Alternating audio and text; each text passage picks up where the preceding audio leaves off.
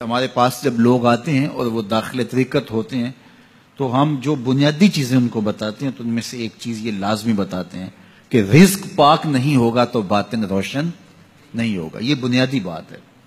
اگر رزق پاک نہیں ہے تو میرے حضور نے ارشاد فرمایا کہ ایک بندہ سفر کر کے کعبۃ اللہ کے صحن میں پہنچتا ہے اور کعبے کے پردوں کو تھام رہا ہے وہ یمد یدیہ اور لمبے لمبے ہاتھ کر کے کہتا ہے اے اللہ, لیکن اس کا کھانا حرام ہے, اس کا پینا حرام ہے, اس کا لباس حرام ہے, وہ غزیہ بالحرام, اس کو غذا حرام سے دی گئی ہے. میرے حضور نے فرمایا اس کی کوئی دعا قبول نہیں ہوگی.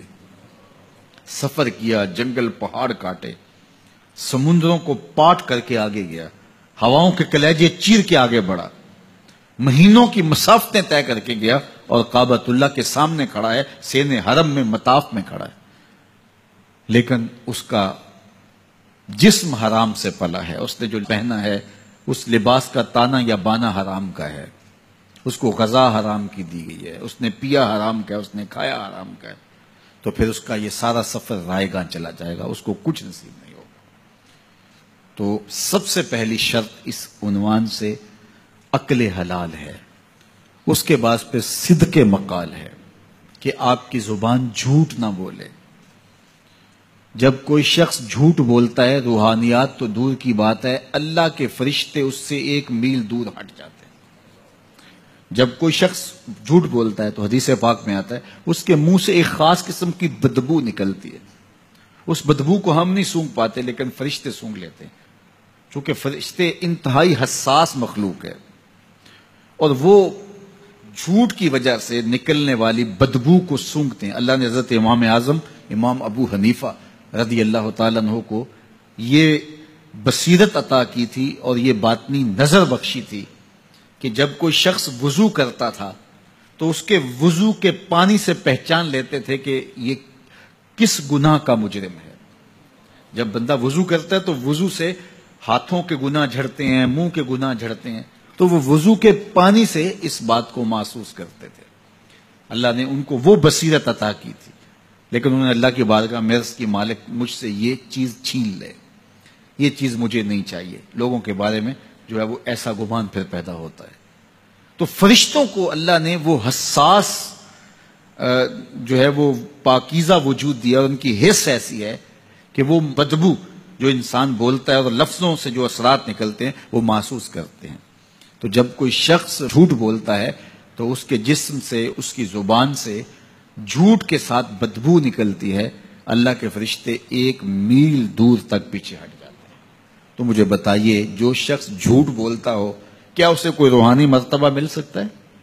یہ سوچا بھی نہیں جا سکتا, یہ امکانات سے ہی نہیں ہے. اللہ کے محبوب علیہ السلام سے پوچھا گیا کہ حضور کوئی مسلمان, کوئی مومن کیا بزدل ہو سکتا ہے؟ فرمایا نہیں, وہ بہادر ہوتا ہے, لیکن ہو سکتا ہے کبھی اس سے بزدلی بھی سرزد ہو جائے. انسانی کمزوری ہے, کبھی انسان بہت طاقت میں ہوتا ہے اور کبھی انسان کمزور بھی پڑ جاتا ہے. فرمایا ہو سکتا ہے کبھی اس سے ہو بھی جائے. پھر پوچھا کہ بخل کر سکتا ہے؟ فرمایا نہیں, مومن سخی ہوتا ہے لیکن ہو سکتا ہے کبھی اس سے بخل بھی ہو جائے. کبھی کبھی دولت اسے اچھی بھی لگنے لگ جاتی ہے, جس طرح فرمایا گیا کہ اولاد مبخلتن مجبنتن, یہ جو اولاد ہوتی ہے یہ بندے کو بخیل بھی بنا دیتی ہے اور بزدل بھی بنا دیتی ہے.